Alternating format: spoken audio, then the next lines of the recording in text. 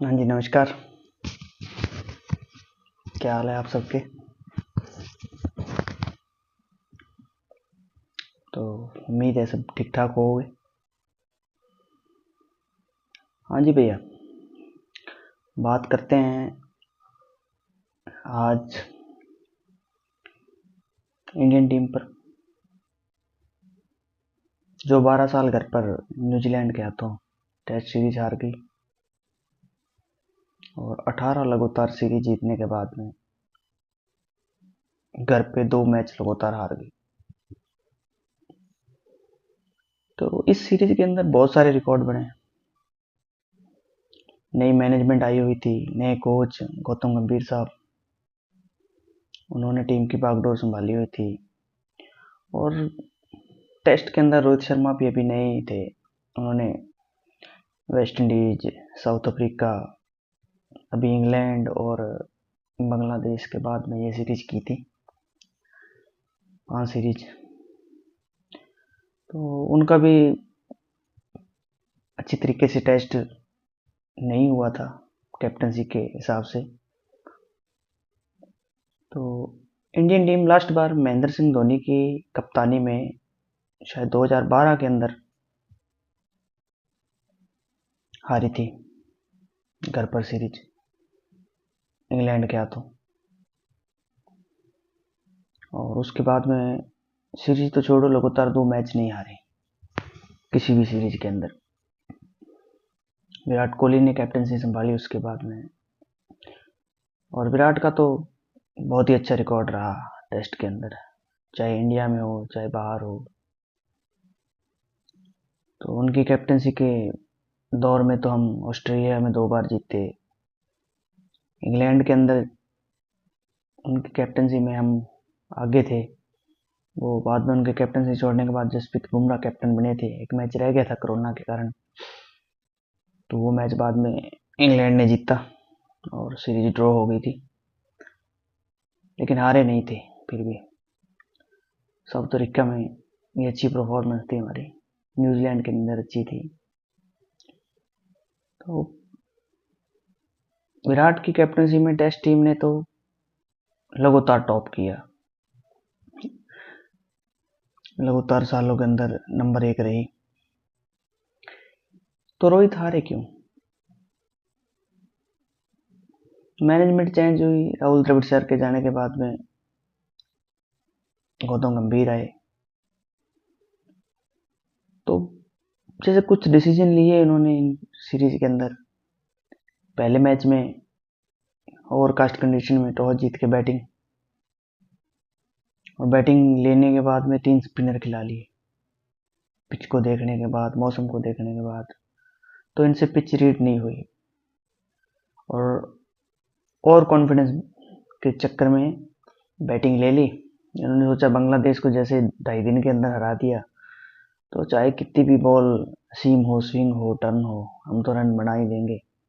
और न्यूजीलैंड को तो ये कुछ समझ ही नहीं रहे थे और गिरा लेंगे। लेकिन न्यूजीलैंड तैयारी करके आ रही थी, उन्होंने इन्हें बताया कि बेटा वहम मत पाड़ो, कुछ भी पाड़ो लेकिन वहम मत पाड़ो, हम तुम्हें बताते हैं कि कैसे स्पिन खेला जाता है और कैसे बॉलिंग की जाती है। तो उन्होंने बताया, 46 पर ऑल आउट हो गए। जब से इंडियन टीम क्रिकेट खेलने लगी है 46 सबसे लोएस्ट स्कोर था। जब से मान लो आप इंडिया क्रिकेट खेल रहा है तो 46 ये नया रिकॉर्ड बन गया। 100 सालों में मान लो या कितने सालों में जब से खेल रहे हैं, तो उन्होंने 46 पर ऑल आउट किया। और 46 पर ऑल आउट होने के बाद इन्हें बाद में समझ नहीं आया, ये बिल्कुल चूहा समझ रहे थे न्यूजीलैंड को। लेकिन वो उन्होंने 2-4 चांटे दिए ना तब पहली इनिंग्स के अंदर इन्हें, तो इन्हें बाद में समझ नहीं आई। बाद में ये जीतने के चक्कर में उल्टी सीधी गलतियां करते गए और इनकी दोनों टेस्ट लग गए। इन्होंने स्पिन ट्रैक बना दिया, बाद में खुद की टांगे उठ गई स्पिन ट्रैक पर, इनसे सैटनम नहीं खेला गया, एजाज पटेल सैटनर, अरे वो तो चलो छोड़ो, ग्लेन फिलिप्स नहीं खेला गया। और जो बड़े बड़े प्लेयर रणजी के अंदर शतकों पर शतक मार चुके हैं, वर्ल्ड क्रिकेट के अच्छे प्लेयर और उनकी बैंड बजा दी मिचेल सैटनर ने। और दूसरा हार का कारण है कि स्पिन बॉलर नहीं चले, जडेजा और अश्विन, उनकी पिटाई हुई। क्योंकि न्यूजीलैंड श्रीलंका के अंदर खेल के आ रहा था, 2 टेस्ट सीरीज हार के आ रहे थे, लेकिन उनकी प्रिपरेशन और प्रैक्टिस अच्छी थी। वो वहाँ स्पिन पिचों पे खेल के आ रहे थे, तो उन्होंने इनको अच्छे से टैकल किया, अश्विन और जडेजा को, तो वहां से नीचे लगे। और बैटिंग तो चलो फ्लॉप हो गई थी, लेकिन इन्होंने सोचा चलो कि इनको भी आउट कर लेंगे, लेकिन इनसे आउट हुए नहीं। आउट हुए नहीं तो मैच लग गए। और अब मुझे लग रहा है कि तीसरा मैच या तो ड्रॉ होने जा रहा है या न्यूजीलैंड जीतने जा रहा है। क्योंकि जो पाकिस्तान गलतियां कर रहा था ना, वही अब इन 2 मैचों के अंदर इंडिया ने की। एक तो हार का डर, दूसरा अपनी टीम, अगर अपने पास टीम अच्छी है तो आप टीम के हिसाब से खेलो ना। कमजोरी के हिसाब से तो पिच नहीं बना जा सकती। किसी भी बैटर का दिन हो सकता है, वो रन मार सकता है। आपकी जो स्ट्रेंथ है आप उस हिसाब से खेलो। आपके पास तेज बॉलर अच्छे हैं तो आप उस हिसाब से पिच दो। स्पिनर भी अच्छे हैं तो उस हिसाब से दोनों तरह की पिच देनी चाहिए। पहले 2 दिन तेज बॉलरों को मदद हो, तीसरे या चौथे दिन स्पिन। आपने तो पहले दिन स्पिनरों से बॉलिंग करवा रहे थे दूसरे टेस्ट मैच के अंदर, और आउट ही स्पिनरों ने किए। बुमराह और जो तेज बॉलर था उसे तो विकेट ही नहीं मिली। और जो पहले मैच में न्यूजीलैंड के तेज बॉलरों ने आउट किए, तो वहाँ हमारे वालों को नहीं विकेटें मिली। क्योंकि वो तो चलो ओवरकास्ट कंडीशन थी, पहले 2 घंटों में ही उन्होंने काम उतार दिया और टांगे उठा दी इंडियन टीम की। तो बाद में तो कुछ बचा नहीं था, पहले ही दिन हार गए थे उस मैच के अंदर तो 46 पर ऑल आउट होने के बाद। और कुछ प्लेयर जैसे टेस्ट टीम से ड्रॉप किए गए, हनुमा विहारी हो गया, उमेश यादव तेज बॉलर, और ईशांत शर्मा जैसे बॉलर, रहाणे, पुजारा। तो प्लेयर एक दिन के अंदर नहीं बनता टेस्ट मैच के, वो लगातार खेल खेल के फ्लॉप हो के यहाँ तक पहुंचे थे कि वो बड़े मैचों के अंदर परफॉर्म करते थे जब भी जरूरत होती थी, चाहे वो बाहर जाके हो चाहे इंडिया के अंदर हो। तो कोच और कैप्टन नए चेंज हो गए, तो इन्होंने ईशांत शर्मा को 100 टेस्ट खिलाने के बाद में, और मैं आज भी मानता हूँ ईशांत शर्मा से टेस्ट का बड़ा बॉलर भारत के पास नहीं। जो उसकी लाइन एंड लेंथ थी, चाहे विकेट मिल रही हो, चाहे विकेट मदद कर रही हो, चाहे ना कर रही हो, लेकिन उसकी जो बॉलिंग थी बहुत ही बढ़िया। एक लाइन और लेंथ पे बॉल करता था वो, और उसकी हेल्प भी मिलती थी, रन लीक नहीं होते थे, अच्छी बॉलिंग। और उसका पता चलता था अभी टेस्ट का बॉलर बॉलिंग कर रहा है। तो इन्होंने, शायद उसकी एज ज़्यादा हो गई या क्या हुआ पता नहीं, इंग्लैंड के बॉलर तो 40-40 साल तक खेलते रहे, हमारे वाले बूढ़े हो गए, तो इन्होंने उसे साइड लाइन किया। उमेश यादव अच्छा बॉलर था इंडिया के अंदर, खासकर विकेट लेता था, जोर लगाता था, अच्छी बॉलिंग करता था टेस्ट मैचों में, उन्हें साइड लाइन किया। हनुमा विहारी, उसका तो पता नहीं बेचारे का बना ही क्या, अच्छा परफॉर्म किया था उसने ऑस्ट्रेलिया के अंदर, उसे साइड लाइन किया। फिर रिद्धिमान शाह, चलो उसे तो किया, लेकिन कीपिंग अच्छी थी उसकी भी। और उसके बाद में आप शार्दुल ठाकुर, ऑस्ट्रेलिया के अंदर उसके रन भी थे, विकेट भी थी, एक अच्छा ऑलराउंड ऑप्शन था, उसे ड्रॉप किया। वॉशिंगटन सुंदर इस सीरीज के अंदर आए हैं, और जयंत यादव वो भी खेले थे 2-4 सीरीज। बहुत सारे प्लेयर, रहाणे हो गए, पुजारे हो गए, तो अभिनव ईश्वरन ये पहले बहुत टाइम टीम के साथ रहा, लेकिन बेचारे को खेलने को मैच नहीं दिया। अच्छा प्लेयर टेस्ट का, तो उसे मौका नहीं मिला।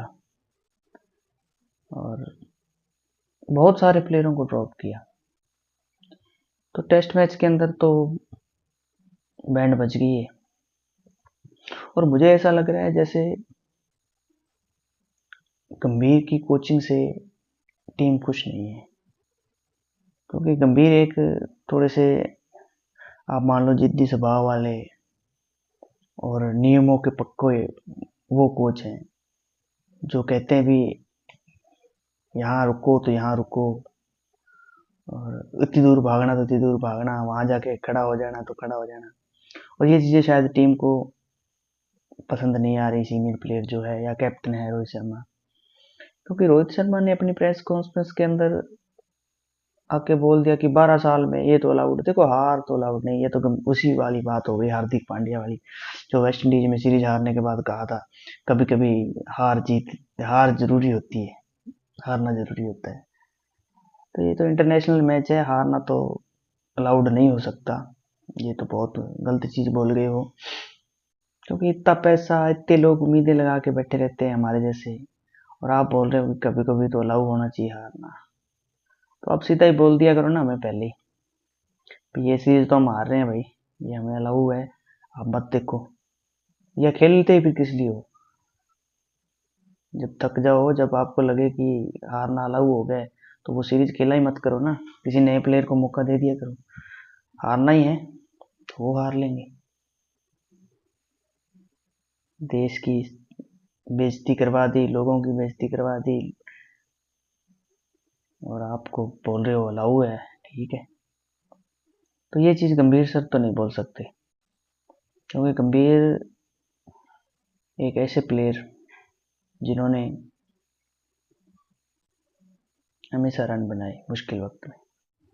उन्होंने चाहे T20 का फाइनल हो, चाहे ODI का फाइनल हो, जब जब टीम को मुश्किल वक्त आया तो उन्होंने हमेशा रन बनाए और टीम को जिताया। और उनके बातों से और उनके बयानों से भी हमेशा यही कहते हैं वो,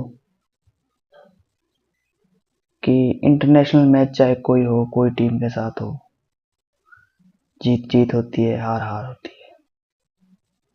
तो गंभीर सर तो अलाउ वाली बात कह नहीं सकते। तो देखो अब आगे क्या बनता है। मेरे हिसाब से तो रोहित शर्मा ज़्यादा खुश नहीं है गौतम गंभीर से, और टीम के कुछ सीनियर प्लेयर भी गंभीर से खुश नहीं है, उनकी मैनेजमेंट से खुश नहीं होंगे शायद। जिस हिसाब से गंभीर सर ने आते ही सारी मैनेजमेंट चेंज की, अपनी पसंद के बैटिंग कोच हो, बॉलिंग कोच हो, फील्डिंग कोच हो, सब अपनी मर्जी से लगाए। तो चाहे कोचेज हो, चाहे टीम इंडिया हो, सबसे आगे देश के लिए जीत होना चाहिए, देश को आगे रखना चाहिए। ये अलाउ वाली बात मेरे को तो अच्छी लगी नहीं, क्योंकि अलाउ तो फिर हम भी ने तो टाइम बर्बाद ही किया ना मैच देख के। 5 दिन आपके मुंह की तरफ देखते रहिए, अब अच्छा खेलोगे, अब जीतोगे, इतनी उम्मीदें लगाए बैठे रहे, इतना दिल दुखा हारने के बाद, और आप कह रहे हो कि, तो ये तो घटिया बात कही आपने। और अब इन्हें विराट कोहली याद आ रहा होगा, जो टेस्ट के अंदर इन्हें ऑस्ट्रेलिया जाकर जीत दिला रहा था। गाबा के अंदर जो मैच जीते हम, लगातार 2 साल हराना ऑस्ट्रेलिया को, ऑस्ट्रेलिया के अंदर 2 सीरीज, ये कोई बच्चों का खेल नहीं है। अब की बार जीतेंगे तो पता चलेगा, एक मैच जीतेंगे तो भी पता चलेगा। और अब की बार BGT में जीतना, हार रहे हैं अब की बार, मुझे तो लग रहा है ऐसा। देखो, बाकी बहुत अच्छा खेलेंगे तो कोई मैच जीत जाएंगे, नहीं तो अब की बार ऑस्ट्रेलिया की टीम, और जिस हिसाब से वो वेट कर रहे हैं हमारे आने का, अभी उन्हें भी लगातार 2 बार हार चुके हैं वो घर पे, तो उन्हें भी बदले लेने की पूरी चुल मची हुई है। वेट कर रहे हैं वो कसाई की तरह, आओ आपको बनाते हैं बंदा, बहुत बार जीत लिया अब, तो वो लगातार, एक बार हम यहाँ जीत गए, 2 बार वहां जीत गए, तो अब की बार मुझे तो लग रहा है कि बॉर्डर गावस्कर ट्रॉफी ऑस्ट्रेलिया में रह रही है। और अब विराट कोहली याद आ रहे हैं। तो रोहित की कैप्टनसी भी इस सीरीज के अंदर बहुत बेकार रही। क्या सिंगल आराम से दे रहे हैं, लॉन्ग ऑफ लॉन्ग बाउंड्री पे रोक रखे हैं। अरे यार टेस्ट मैच चल रहा है, छक्के चौके थोड़ी लग रहे हैं। अगर लगेगा तो ऊपर से मारेगा, कम से कम रिस्क तो होगा ना। आप उन्हें आराम से सिंगल दे रहे हो। तो कैप्टनसी बहुत ही बेकार, बॉलिंग चेंज भी नहीं ढंग से किए। तो वो लगा नहीं जैसे मान लो विराट कैप्टनसी करते थे ना प्रो माइंड से, पूरा बॉलर के साथ मिलके उस हिसाब से फील्ड देख के चट के बॉलिंग होती थी, चट के फील्डिंग होती थी। तो हर तरीके से वो दबाव बनाने की कोशिश करते थे। लेकिन यहाँ नहीं, यहाँ तो ऐसे लग रहा था कि हो गया तो हो गया, ठीक है, बॉल पकड़ा उठाओ फेंक दो। बॉलर फेंक रहा था, कीपर फिर उधर फेंक रहा था, ठीक है, बस ये हो रहा था। और वेट कर रहे थे कि ये कोई गलती करे, कोई कैच दे तो आउट हो। तो इनका एनसेटिंग दिखी नहीं। और मज़ा नहीं आया इस सीरीज का। और मेरे हिसाब से तो अब टेस्ट टीम के अंदर बहुत सारे चेंजेस होने वाले हैं। हमारी टीम स्पिन बॉलरों को बिल्कुल नहीं खेल पा रही, और क्यों नहीं खेल पा रही इसका मुझे नहीं पता। शायद बॉलर स्पिन बॉलरों को हम खेलते नहीं हैं, या डोमेस्टिक में ज़्यादातर हमारे जो टीम के प्लेयर हैं वो जाते नहीं है, खेलते नहीं है।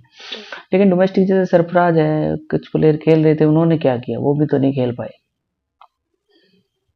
और सरफराज की तकनीक भी मेरे को तो कुछ खास लगी नहीं। सीधी पिचों पे तो हर कोई रन बना ही लेगा, जैसे कॉनवे ने यहाँ बनाए, सचिन रविंद्र ने बनाए, लेथम ने बनाए। वैसी पिचों पे प्लेयर की टेक्निक का पता चलता है। हाँ, यहाँ पर मेरे को एक दो प्लेयरों की टेक्निक अच्छी लगी, जैसे जडेजा की थी, या जायसवाल ने अच्छे रन बनाए। जायसवाल, इतने प्लेयरों में से मुझे इंडिया का फ्यूचर जिस प्लेयर के अंदर नजर आया वो जायसवाल था। चाहे वो किसी भी फॉर्मेट को, हम कह तो रहे हैं गिल के बारे में या गायकवाड़ या अभिषेक शर्मा के बारे में, लेकिन अगर रोहित और विराट के जाने के बाद में किसी प्लेयर का स्टैंडर्ड इंटरनेशनल प्लेयरों में सबसे ऊपर या उस लेवल का होगा तो वो जयसवी जायसवाल होंगे, क्योंकि वो मेहनत भी करते हैं, दिखती है उनकी मेहनत। हर मैच को वो मैच उस तरह से अपना विकेट आसानी से देते नहीं, मेहनत करते हैं और जीत के पीछे जाते हैं। तो मेरा तो नए प्लेयरों में तो सबसे फेवरेट प्लेयर ही जायसवाल है, और उसकी मेहनत बोलती है जिस हिसाब से उसने खेला है जब से उसे मौका मिला है। तो रोहित विराट के बाद में अगर कोई रोहित विराट बनने वाला है तो वो जायसवाल है। ना गिल, ना गायकवाड़, ना अभिषेक शर्मा, ये कुछ करेंगे तो देखेंगे, लेकिन जायसवाल की बैटिंग अलग से दिखती है। और बात करते हैं पड़ोसियों की, तो पड़ोसियों ने भी 2 मैच जीत के, जीत हजम नहीं हुई उनसे, तो उन्होंने टीमें अनाउंस की ऑस्ट्रेलिया के लिए, जिम्बाब्वे के लिए, नए कैप्टन बना दिए, नए कॉन्ट्रैक्ट साइन किए। तो बहुत सारा हंगामा उधर भी हुआ, और गैरी क्रिस्टन चले गए पाकिस्तान टीम के कोच छोड़कर। वो तो देखो जाना था उन्होंने, उनको अगर आपने ओनली कागजों में कोच बना रखा है तो गैरी क्रिस्टन का, तो वो तो ऐसे गोरे तो देखो प्रोफेशनल होते हैं, वो तो काम उस हिसाब से करते हैं। अपने यहाँ सेटिंगें वेटिंगें चल जाती है, उनके ये सेटिंग वेटिंग का वर्ड उनकी है ही नहीं बुक में। तो गैरी क्रिस्टन ने रिजाइन कर दिया पाकिस्तान के हेड कोच से। तो करेंगे को यहाँ सिलेक्शन कमेटी कभी किसी को ला रहे हैं, कभी किसी को ला रहे हैं। चलते मैच के अंदर सिलेक्शन कमेटी के इंटरफेरेंस हो रहा है। 2 मैच जीत गए, पाकिस्तान अच्छा खेला, जीत गया, तो उस जीत की इन्होंने ऐसी तैसी कर दी। बाबर आजम को ओडीआई टीम में दोबारा ले आए, चलो उसको तो ओडीआई में तो वो आने वाला ही था। साइन शाह अफरीदी हो गया, नसीम शाह हो गया, ये सब ओडीआई के अंदर आ गए। और ओडीआई का नया कैप्टन भी इन्होंने मोहम्मद रिजवान को बना दिया। मेरे हिसाब से तो मोहम्मद रिजवान को बहुत पहले बन जाना चाहिए था, लेकिन वो वेट कर रहा था। जैसे पहले ये आपस में एक दूसरे के लिए जितना मर्जी प्यार दिखाते हो, लेकिन पाकिस्तान की कैप्टनसी के लिए ये बहुत टांगे खींचते हैं एक दूसरे की। जैसे आप देखो पहले बाबर आजम था, तो उसे हटाया।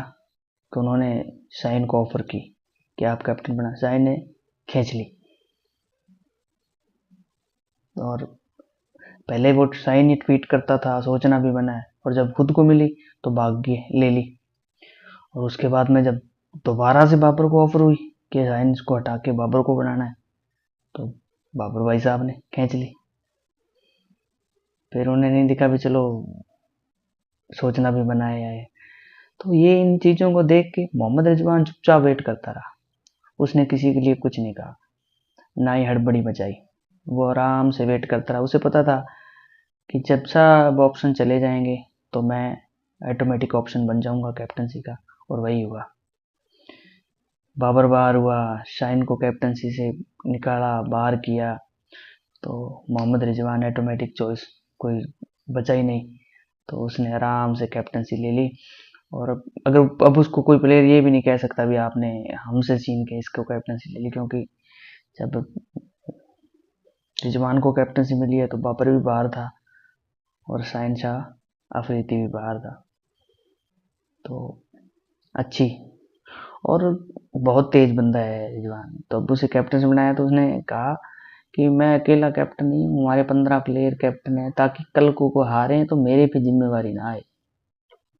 उसने साथ में टीम मैनेजमेंट को, कोचेज को, सबका नाम लिया कि हम सब एक पेज पे हैं।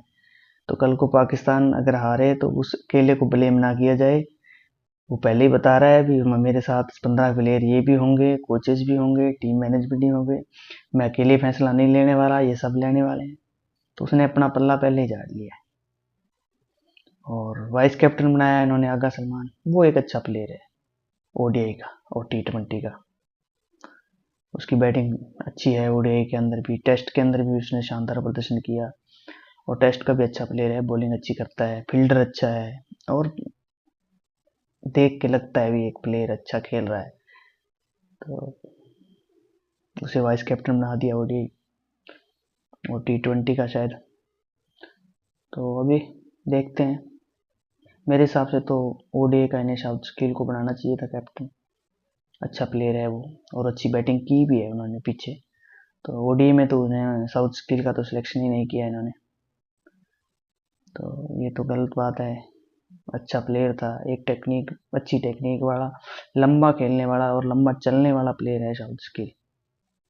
लेकिन पता नहीं पाकिस्तानी क्या चाहते हैं क्या नहीं। देखने वालों को दिख रहा है, हमारे जैसों को, जिन्हें कोई पता नहीं क्रिकेट का। और लेकिन